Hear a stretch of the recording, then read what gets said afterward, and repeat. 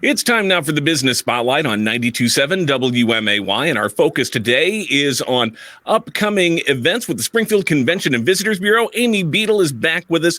Amy, it's always great to have you here, and so great to have so many things to talk about. We're into fall now, but the activities are not letting up at all. Thanks, Jim. I so appreciate you having me. I know we say that every month, but this is really important to us to make sure that our local community and those who listen to your wonderful programming know how much is really happening here in Springfield. And once again, I have to say that as I go through and pull some ideas to talk about, I am just amazed at how busy things continue to be. So we spend a lot of time in our office researching and putting together thoughts and ideas of wonderful things that are happening around Springfield so that no one is ever bored or thinks there's nothing to do. And I just had to chuckle because, in all honesty, you can do anything from going to an Alice Cooper concert on October 1st at the Bank of Springfield Center to doing a nighttime candlelight walk out at Lincoln's New Salem Park. So I don't think the extremes of variety could be any different. We don't lack it all for variety around here, no question about it. But I want to start with one of my favorite events every year in Springfield. I always look forward to this. My son and I have been going to this together since he was little. Of course, he's a grown man now, but we're still going this weekend to go check out the classic vehicles at the Route 66 Mother Road Festival.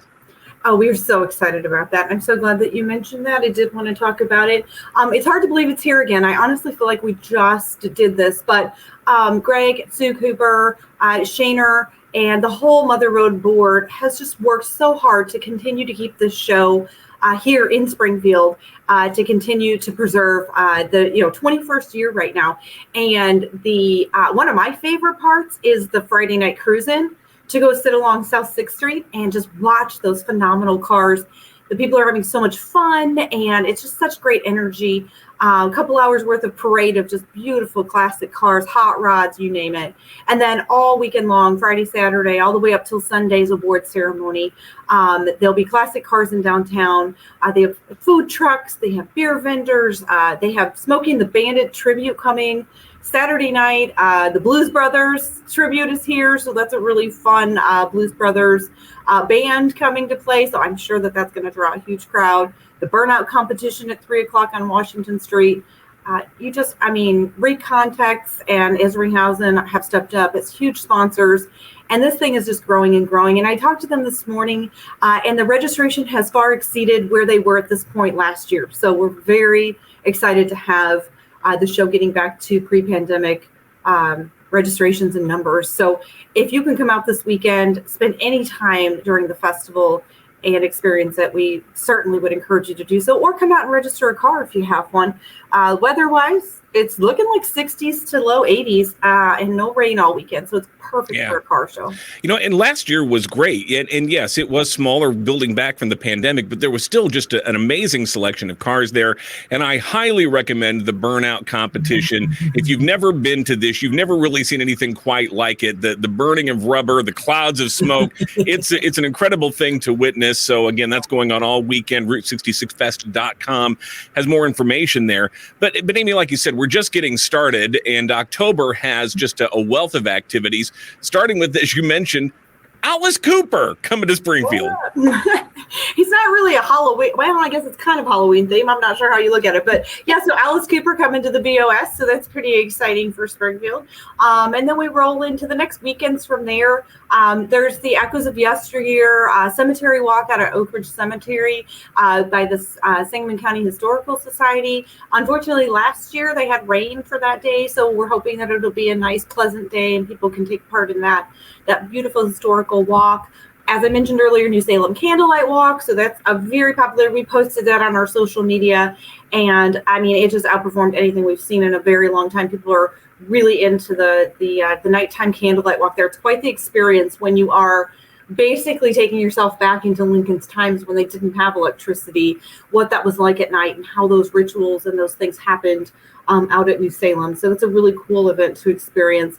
Then, of course, we have the wonderful car for the Carillon, followed by the Jack-o'-lantern Spectacular, when all of those carved pumpkins get lit up at the Carillon in Washington Park. There are just so much. We've got, obviously, the pumpkin patches and the, cider everywhere, and still ongoing performances at UIS, at the Hoagland, at the Legacy Theater, all over Springfield. So there's a lot of performing arts happening, things going on at the Pharmacy Art Gallery, and other galleries around town. And then, of course, all of our normal museums. And I mean, it's just, to me, Jim, it's just incredible what we have to offer here in Springfield. And we certainly hope that our residents are getting out and pushing their limits and having new experiences, not going to the same old places that they've always gone. To help out, we always love putting together blogs and pointing people to our website. So we do a lot of work and research to keep our events listing on our website as up to date as we can, as well as we pull together a blog. So right now on our website, under our blog section, is our fall blog. That will tell you where the pumpkin patches are, haunted houses are, and some of these special events.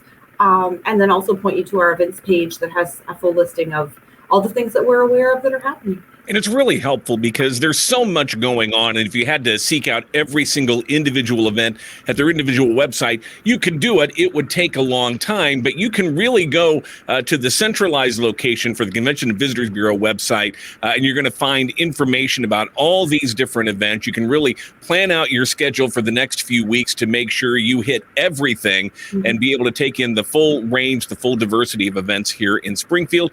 So, Amy Beadle, where do people go to get that calendar of events, to find your fall blog, to get the information about all these terrific upcoming events here locally? We'd love for them to visit our website, www.visitspringfieldillinois.com, and also follow us on social media, Facebook and Instagram at Visit Springfield. We have an amazing social array out there, and we're always trying to be very on point with what's coming up in a few weeks, couple weeks, making sure people have time to plan ahead and really experience all that's Springfield. Start making those plans. We got some busy weekends ahead of us here in Springfield. Amy Beadle is the marketing manager for the Springfield Convention and Visitors Bureau. As always, Amy, we thank you for your time and all the great information, and looking forward to seeing you out and about at all these different events in the weeks to come. Thanks, Jim. Appreciate the time. Here on 92.7 WMAY, Springfield's News and Talk.